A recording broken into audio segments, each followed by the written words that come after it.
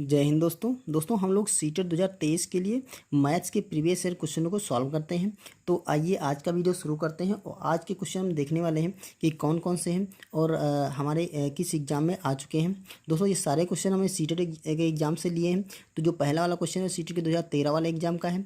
Question कुछ इस type से दे रखा है, नीचे दिए गए पैटर्न का अध्ययन कीजिए। ठीक है, ये पैटर्न दे रखा है 1 × 1 = 1, फिर लिखा है 11 × 11 = 121, फिर 111 × 111 बराबर ये ले रखा है 12,321। अब ऐसे ही पैटर्न चलता चला जा रहा है। ये पैटर्न आगे दे रखा है 5 बार लिखा है, यहाँ पर भी 5 बार लिखा है, उसे गुणा करना है। अब आगे पता करना है कि कौन सा आगे कौन सी संख्या आएगी। यहाँ पे हमारे ऑप्शन दे रखे हैं। ठीक है दोस्तों, देखिए ध्यान से अगर देखेंगे तो जो 1 का मल्टीप्लाई 1 से होता है, ठीक है, तो 1 आया। फिर जब 2 से मल्टीप्लाई करेंगे तो 1 आया, 2 आया, मतलब जितनी भी संख्या होगी 1 2 बार लिखा है कितना, तो 1 से चलिए 2 बार चलिए 1 2 और उसके बाद फिर से बैक हो लीजिए, 2 के बाद फिर से 1 आ गया। जैसे 1 2 3 3 अंक थे, मतलब एक एक के 3 अंक थे। ठीक है, तो यहाँ पर देखिए 3 अंकों से 3 अंकों को गुणा किया जाएगा, मतलब 111 को 111 से जब गुणा किया गया तो यहाँ पर 1 2 3 तक चलिए, 1 2 3 तक आए, फिर उसका डिक्रीजिंग ऑर्डर में, मतलब 3 आया तो फिर से 2 फिर से 1, मतलब जहाँ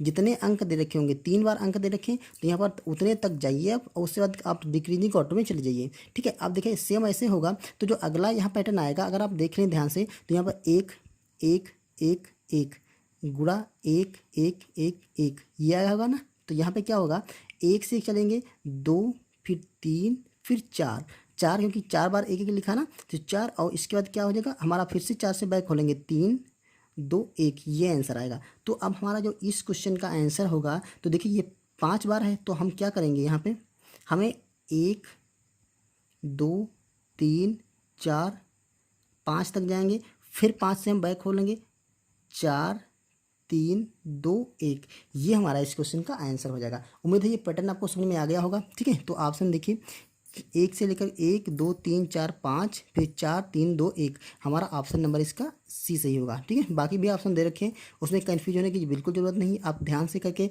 देखिए, क्योंकि ऑप्शन जो होते हैं वो ऐसे लगते हैं कि चारों सही हैं। ठीक है, तो आपको इसको ध्यान से टिक करना है। ठीक है, ये क्लियर हो गया। चलिए अगला क्वेश्चन करते हैं। जो अगला क्वेश्चन है सीटेट 2018 का है। क्वेश्चन दे रखा है 36 54 और 60 का सबसे छोटा सर्वगुणज। ठीक है, इसको भाग किया गया है 90 से, बराबर होगा, मतलब एक कैलकुलेशन वाला क्वेश्चन है। ठीक है, सिंप्लीफिकेशन मान लीजिए, यहाँ पर एलसीएम भी है, तो 36 54 और 60 का सबसे छोटा सर्वगुणज। इसकी बात ये ध्यान दीजिए, जो सबसे छोटे सर्वगुणज की अगर बात करें, ठीक है, तो ये समझिए इनडायरेक्टली ये एलसीएम की बात कर रहा है। ठीक है, एलसीएम मतलब लासा। ठीक है, ये लासा की बात कर रहा है, क्योंकि सबसे छोटा, जहाँ पर भी छोटा और गुणज आ जाए, ठीक है, ऐसी संख्या, ऐसी छोटी से छोटी संख्या जो इन संख्याओं से पूर्णतः विभाजित हो जाए, ठीक है, वही हमारा होता है एलसीएम। तो यही बोला सबसे छोटा सर्वगुणज। तो आप क्या करेंगे, हम इन तीनों संख्याओं का निकाल लेंगे एलसीएम। तो एलसीएम क्या है, देखिए ये 36 है, 54 है और 60 है। अगर आपको एलसीएम निकालना आता है तो आप इसको तुरंत निकाल सकते हैं, अदरवाइज यहाँ पर देख लीजिए, इसको जैसे बड़ी से बड़ी संख्या से काट रही, छोटी से छोटी संख्या से भी काट सकते हैं। तो ये देखिए 6 से सारी संख्या काट रही, 6 से काटेंगे, 6 6 36, ठीक है, और ये 6 9 54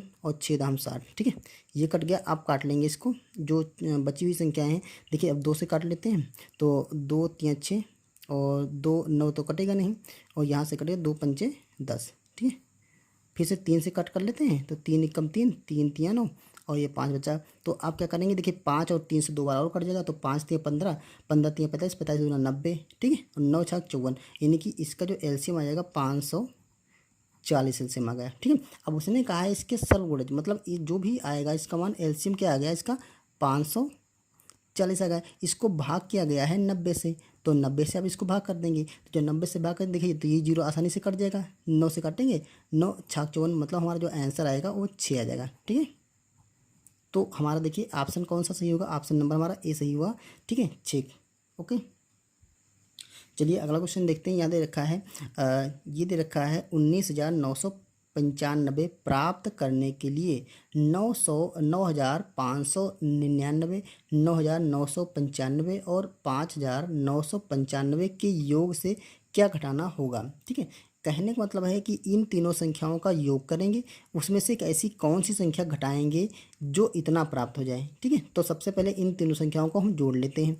इनके योग से घटाना ना, तो इन तीनों संख्याओं को जोड़ लेते हैं। तो सिंपली आप ऐसे जोड़ सकते हैं 9 5 9 9 ऊपर नीचे रख करके ये आपका 9 होगा, 9 होगा, 9 और 5 यहाँ पर देखिए 5 9 9 और 5, इसको आप जोड़ेंगे तो आप देखिए ये हो जाएगा 5 5 10 9 19 का 9 हो जाएगा, हासिल आपका 1 आ जाएगा। तो 9 त्रिक 27 1 28, ठीक है, 2 बचेगा यहाँ पे 9 9 18 2 20 और 20 5 25 का 5, फिर से 2 बच जाएगा और 9 18 और 2 20 और 5 25, तो ये आपका आ गया 25,589। अब इसमें से कौन सी संख्या घटाई जाए कि ये प्राप्त हो जाए। ठीक है, तो ऐसा कर सकते हैं आप, देखिए आप एक जो सिस्टमेटिक तरीका है वो ऐसे कर सकते हैं 25 5 89। ठीक है, इसमें से मान लेते हैं हम कोई संख्या एक से ये घटा देंगे तो हमारा प्राप्त होने वाला है 19,995।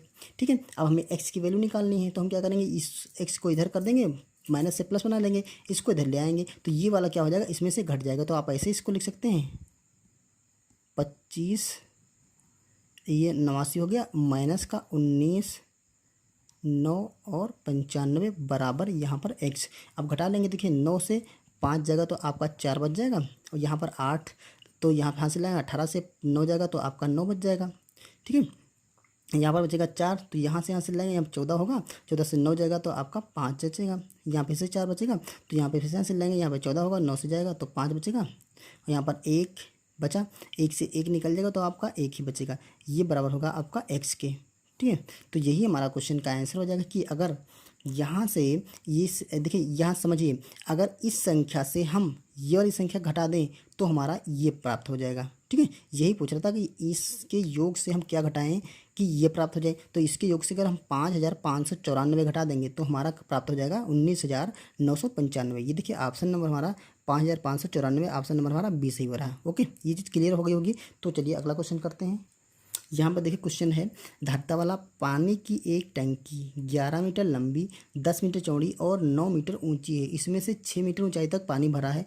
टंकी का खाली भाग कितना होगा। 6 मीटर ऊंचाई तक पानी भरा है। ठीक है, तो इसकी देखिए ऊंचाई याद कर लीजिए। देखिए ऊंचाई इसकी 9 मीटर है, क्योंकि देखिए एक जो टंकी है वो आपकी घनाभाकार होगी। लंबाई चौड़ाई और ऊंचाई 3 चीज़ें होती हैं। अगर आप टंकी ऐसे कुछ बनाते हैं, अगर हम जल्दी में कुछ बनाते हैं, अगर ऐसे टंकी बना लेते हैं, मान लेते हैं इस टाइप से कुछ टंकी बनी होगी, और ये लाइन ऐसे करके कुछ बनी होगी टंकी। ठीक है, यहाँ से ऐसे जोड़ देंगे और ये ऐसे टंकी, ये इसका होल होगा, नीचे पानी यहाँ तक पानी भरा होगा, इस लेवल में पानी उसके भरा होगा। ठीक है, ये वाला नीचे पानी भरा, कह रहा है ये 9 मीटर ऊंची है। ये टोटल ऊंचाई है इसकी 9 मीटर।